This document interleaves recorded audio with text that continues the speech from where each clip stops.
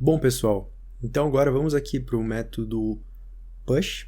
Dentro do método push eu vou mostrar para vocês tanto o que de fato retorna, lembrando que ele não tem uma função callback, mas o retorno padrão dele é um específico, e vou mostrar para vocês como você pode estar utilizando ele da forma convencional e um uso que eu já utilizei bastante, que pode te ajudar principalmente, como foi no meu caso, em aplicações utilizando a biblioteca React, ok?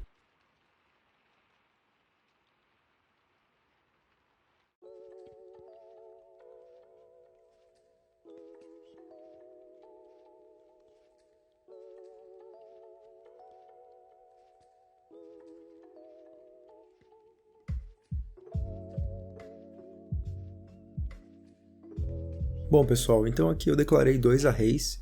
O primeiro é o array que tem as strings GDev, Gui e Dev, e o segundo é o array B, né, que contém as strings YouTuber e programador. Bom, o que a gente vai fazer agora vamos supor que nós quiséssemos combinar e adicionar dentro do array A os nossos itens do array B. Como que nós faríamos? Nós podemos utilizar o push, porém, eu vou mostrar para vocês o que aconteceria de fato na prática.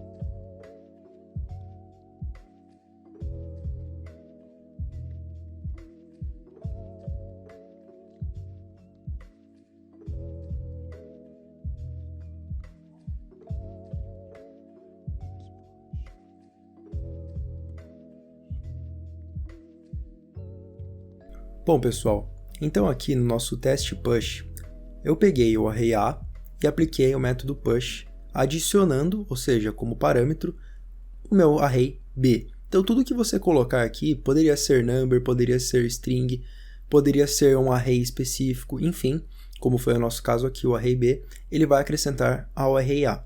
Então ele vai adicionar esses elementos. Porém, perceba que ele adicionou junto ao Gui e junto à string dev um array com o parâmetro 2, né, indicando que tem dois elementos. Por quê? Como nós adicionamos um array, literalmente, né, um array e não elementos, ele adicionou literalmente um array. Então, o que ele adicionou foi o elemento 0, 1, e no elemento 2, um array com a string YouTuber e a string programador. Então, perceba que ele fez exatamente o que a gente queria, porém não exatamente da forma como nós queríamos, porque nós queríamos cada elemento, certo? E outra questão também que eu já queria mostrar para vocês aqui é que se vocês perceberem o que está retornando desse valor test push que está recebendo o método é o valor 3. O retorno do método push quando aplicado em algum array é a quantidade de elementos dentro daquele array. No caso nós temos 3 elementos porque um deles, que no caso é o terceiro, é um array. Então ele considera vamos dizer que os pais e não os filhos, mesmo que tenham elementos dentro, ele considera somente 3 aqui, ok? Mas então, sabendo que não é dessa forma que a gente quer, o que a gente poderia fazer? Nós poderíamos aqui aplicar a função map. Então agora, ao invés de a gente retornar todo o array, a gente retorna cada item.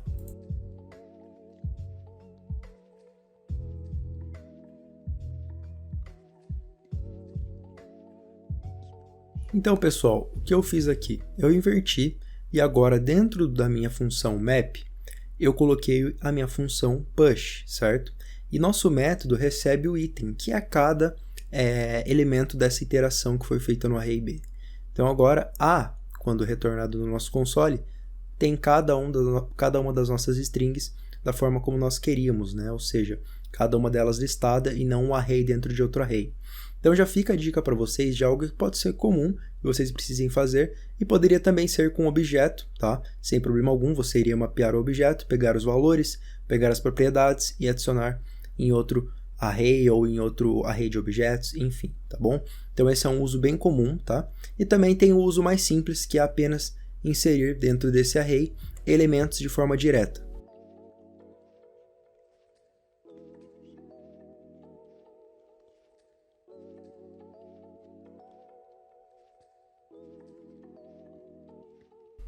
E bom, se nós passarmos elementos diretos, podemos passar qualquer tipo primitivo, como number, como string, como boolean, porque o JavaScript possui a tipagem dinâmica, ok? Você necessariamente tem um array só de strings, tá? Um array só de numbers, apenas passando diretamente, que também é um uso muito comum, tá? tanto o anterior quanto esse são usos comuns, porém o anterior pode ser que você acabe utilizando mais no seu dia a dia, devido ao fato de que você possa trabalhar com objetos, precise criar objetos novos baseados em objetos que você já possui. Então essas iterações de arrays, ela te ajuda muito quando você precisa modificar um array, modificar um objeto. E agora, você percebe também que o número mudou para 6. Por quê? Como eu disse para vocês, o valor de retorno de um método push é a quantidade de elementos. Então aqui nós temos exatamente 6 elementos.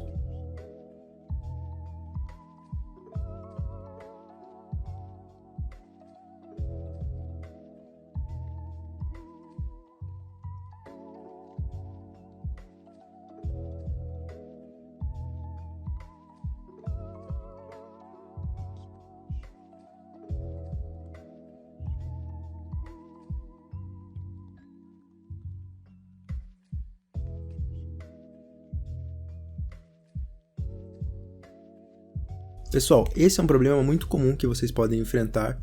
Vou destacar aqui para vocês. Problema comum, que é você tentar acessar um valor, no caso temos aqui o objeto pessoa, dentro de um escopo, no caso aqui é nosso if, ou também dentro do else, né? Ou seja, aquela variável ela está dentro desse escopo. Então se eu tento dar um console, perceba que ele não está encontrando, tá? Então ele fala aqui que pessoa is not defined, então ele não está encontrando essa variável. Claro, né, que você tem que ter a noção que você não pode também declarar ela aqui fora, senão, obviamente, pessoa vai existir. Mas como nós queremos acessar essa variável, né, em questão, não existe nada, porque ele não está encontrando essa variável. Então, o que nós podemos fazer, por exemplo, se nós quisermos acessar vários objetos? Aqui nós temos um, mas poderíamos ter vários objetos, poderíamos ter um objeto gigantesco, poderíamos ter arrays aqui, o que seja. O que nós podemos fazer? Nós podemos declarar um array vazio e com a propriedade push de colocar isso em um outro escopo ou até mesmo, né, no escopo global da nossa aplicação, dependendo aí da hierarquia do seu código.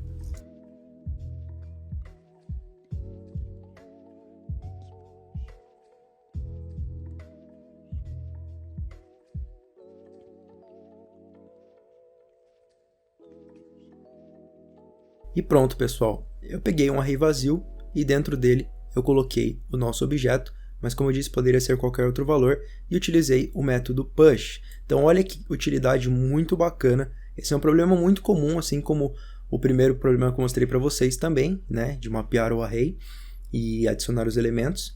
Também esse é um problema comum que você pode enfrentar, né, dependendo de como está estruturado o seu código, e você pode resolver isso declarando fora desse escopo, e dessa forma a gente consegue extrair para o nosso array através do método push e depois utilizar a variável array vazio, tá? Para que a gente possa acessar os valores que a gente tem ali dentro do que seria, né, a nossa variável pessoa. Então aqui segue, né, nossa idade e o nome perfeitamente. Bom, pessoal, então é essa a aula de hoje. Espero que vocês tenham gostado. O código ele vai estar no GitHub, tá? Sempre com cada uma das branches aqui que eu vou colocar para vocês, aula 1, aula 2. Basta acessar e pegar o código para você estudar, tá bom? É isso, pessoal. Valeu, forte abraços, deixem um like, inscrevam-se no canal e bora para a próxima aula.